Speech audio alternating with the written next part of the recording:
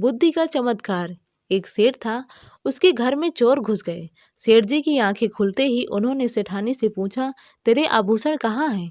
सेठानी बोली, पीहर में भूल गई। सेठ बोला, कल ले आना। यह बात सुनकर चोर वहां से चले गए। सेठ ने दूसरे दिन 4 सर्प मंगवाए और 4 घड़ों में डालकर कमरे के चारों कोनों में घड़ों को रख दिया। रात्रि में चारों चोर आए, कमरे में पहुंचे। चारों ने एक साथ घड़ों में हाथ डाले।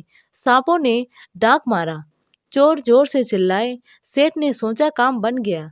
कुछ ही क्षणों में चारों चोर यमदूत के मेहमान बन गए। सुबह होते ही देखा 4 लाशें पड़ी हैं। इतने में ही एक बाबा आ गया। उसने गांजा मांगा। सेठ ने कहा, मेरा नौकर मर गया है, इसे दफनाओ तो 10 का नोट मिल जाएगा। यदि वह मुर्दा वापस आ गया तो 1 भी पैसा नहीं दूंगा। उसने सब स्वीकार कर मुर्दे को कंधे पर उठाकर जंगल में गड्ढा खोदकर गाड़ दिया।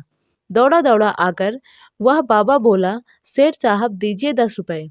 सेठ बोला, वह मुर्दा तो वापस आ गया, पहले इसको दफनाओ तब नोट मिलेगा। उसने वैसे ही दूसरी बार और तीसरी बार दफनाया। सेठ ने कहा, वापस आ गया। बाबा ने सोचा, इस बार दफनाऊंगा नहीं, अब इस मुर्दे की लाश को कुएं में डालूंगा। चौथी बार जब कुएं में डाला तो बहुत जोर का धमाका हुआ। पास में मस्जिद थी, मियाँ जी नमाज पढ़ रहे थे। यह धमाका सुनते ही वे घबराए और दौड़े। मियाँ जी के पीछे पीछे वह बाबा दौड़ा। उसने सोचा, वही मुर्दा है जिसको मैंने कुएं में डाला था। सेठ ने दौड़ते हुए मियाँ जी से कहा, क्या बात है, घबराए कैसे? मियाँ जी ने सारी स्थिति की जानकारी दी।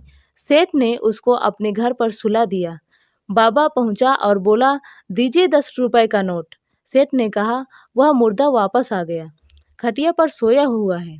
बाबा बोला, दफनाता दफनाता मैं थक गया, मेरे से अब काम नहीं होता, नहीं चाहिए मुझे 10 का नोट। नमस्ते। हाथ घिसता घिसता तो यूं ही चला गया।